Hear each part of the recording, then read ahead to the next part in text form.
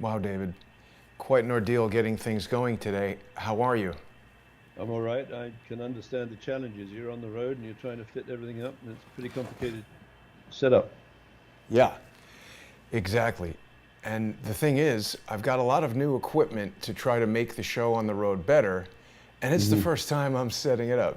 So I've run into Hmm. a lot of problems. I hope we're live here because we've got such an important show to discuss with everybody today, David. Mm. Why don't you give us a lead in? Unfortunately, I've burned up a lot of our time. I think people know we're going to be doing a sponsor exclusive show on Right. subscribestar.com/reverse CSI, patreon.com/reverse CSI, and subscribestar.com and patreon.com/crowdsource the truth. David, you've identified this company Maximus that in many ways could be the flip side of the SERCO coin. What can you tell us about Maximus and what we're going to be talking about today on the sponsor exclusive show? Okay. Well, yeah. I discovered this, I think, yesterday morning, and I don't know why I hadn't before. But Maximus is like you said, the flip side of Serco, which is really a contract enforcer that takes a contract outsourced from the government, and predominantly because they're attacking the Five Eyes countries. This is New Zealand, Australia, the United Kingdom, Canada, and the United States. And they delegate or outsource, I believe, beyond their powers as the government leaders, to these companies, Serco and Maximus. And the fascinating thing about Serco and Maximus, they're both controlled by the same group of shareholders, which include BlackRock, Vanguard, and State Street. So when these characters say to the directors, and incidentally also of Twitter, so when BlackRock, Serco, and Vanguard and State Street tell the directors of Twitter to pull a feed, then they just do what they're told. So you're looking at authority. It's a it's a form of authority that is hidden, I think, to the average citizen in the Five Eyes countries. And fortunately, because of the diligent work you've done, I think we've uncovered it. So we're looking at this image here, and just to pick out some of the characters and the occasions and the timeline, you have Pierre Elliott Trudeau, the father of the present Canadian Prime Minister, shaking hands with Mao Zedong, probably the greatest killer, mass murderer of the 20th century. And this is a meeting of 1973 when Trudeau started transferring the Five Eyes defense technologies as fast as his scrawny little neck could carry his head to the Communist Chinese. And so it was downhill before, but it's been downhill at an accelerating ever since because the Chinese have now bought or stolen most of the Five Eyes defense technologies needed, for example, to put together a coordinated defense against the 911 attack. The statue Pierre Trudeau's head, is of, let me get his name right, Quintus Fabius Maximus. I can't pronounce that, but it's varicosus, which is related to, like varicose veins, Oh, because this guy had a wart on his upper lip, right? So what? his nickname was Warty. Oh, God, that's And terrible. yeah, he was the guy who defeated Hannibal because Hannibal was raging around in the Alps with his elephants, you see. So he had incredibly long supply lines. So instead of taking him on head to head, and he was a redoubtable general, Hannibal, what Fabius decided to do was go down and attack Carthage, right? Maximus. And cut off, yes, well, Fabius Maximus. I mean, his full name, as I say, is Fabius da da da da. But so, and there you see the coins of the Fabius. They're rather beautiful coins, aren't they? I don't know if I detect a double cross there on behind. Well, I suppose it's a single cross behind the head of the winged figure. But that's a beautiful bit of numismatism. I imagine those coins are pretty valuable nowadays. But what we have actually, if you look at 911, in many ways, it was a replica of Fabius Maximus' attack on Carthage. Instead of going head to head with Hannibal, what these people have done, they've gone behind America's front lines and established a compromised nodes in America's defense systems.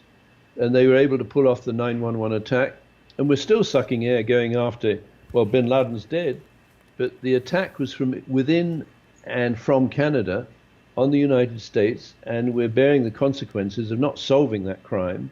And I think you and I are actually well on the way to solving it in a unique way.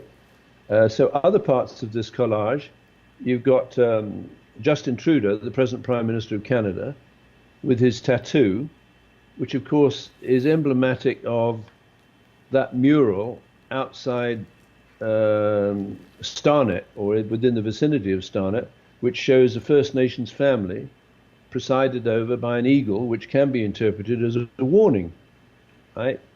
And what the First Nations people have suffered from is some of them didn't obey the warning, and it is believed that 4,000 Aboriginal women were murdered across Canada, starting in the 1980s, when Pierre Elliott Trudeau, I believe, commissioned the tracking technology necessary to pull off those serial killings from MacDonald Detweiler of Richmond, BC, founded by a couple of alumni. Over to you.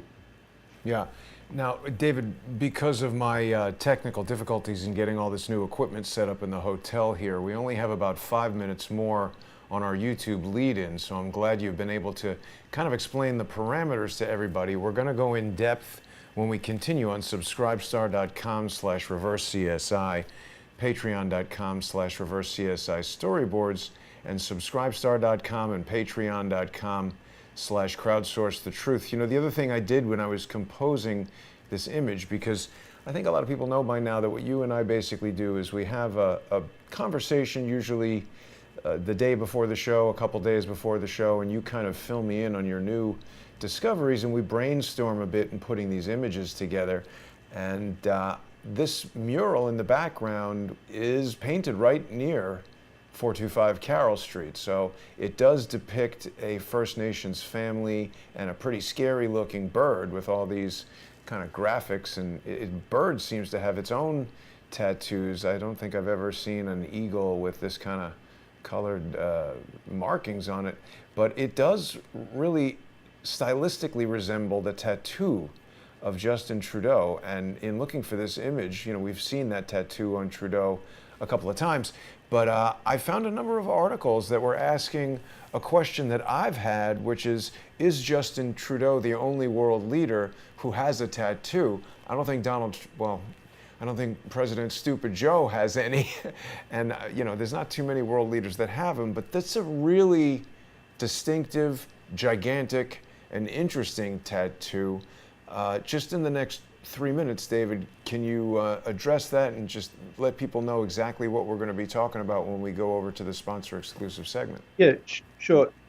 So you and I, we don't argue, but we have some fairly vital discussions on our Thursday evening, because I want to write a thesis and put it in a title line, and you want to and I defer to you. You're absolutely right. So this is a great title line. But so what I've been doing is, if I go back to that meeting in 1981, we forgot to tell, not to interrupt, but on the title, we forgot to tell everybody who the contract enforcers are and why it's related to Maximus. Yes. So that said, what I want to be able to do is, with one unanswered and compelling question, help people who join the show, let's say today for the first time, get up to speed with what we're trying to do. So I put together what I think is a compelling question, and if we've only got a few minutes, I'll just read it out. And the question is, are Trudeau's deadbeat Fabians driving 3 strikes at Mach 4 into Five Eyes blind shut? And you were kind enough to say, when I came up with that phrase, 5 eyes, it could either be wide shut or blind shut, you felt that that was very powerful. And I feel it's very powerful because the film Five Eyes Wide Shut was essentially, or Eyes Wide Shut, was essentially about a sexual entrapment and ritual operation within very powerful groups that control the world. But let me just tell you what Mach stands for. Mach 4 is the speed of sound, or 4 times the speed of sound. So Mach is an acronym for Maximus, AMEC, Childbase, and Huawei. And if I may, let me just go through those 4 organizations. So M is for Maximus, which is an enforcer for the Deadbeat collection program that's probably responsible for breaking up more families and isolating parents from their children and actually putting the mother most frequently in a very dependent welfare state where she might easily pimp the children into a program like this. A is for AMEC, and if you remember, AMEC had offices above the Starnet Communications at 425 Carroll Street. Mm-hmm. It received a contract from Nortel in June of 2001 to handle installation of Nortel's fiber optics, wireless and data links. And it got the contract to clean up evidence from outside the Pentagon and in the World Trade Center after 9/11, where the evidence was taken away and destroyed, which is a classic example of spoliation, where we're entitled to an aggressive inference of guilt. And child-based operators are SERCO, Imagis, and unbelievably, the UK's National Crime Squad.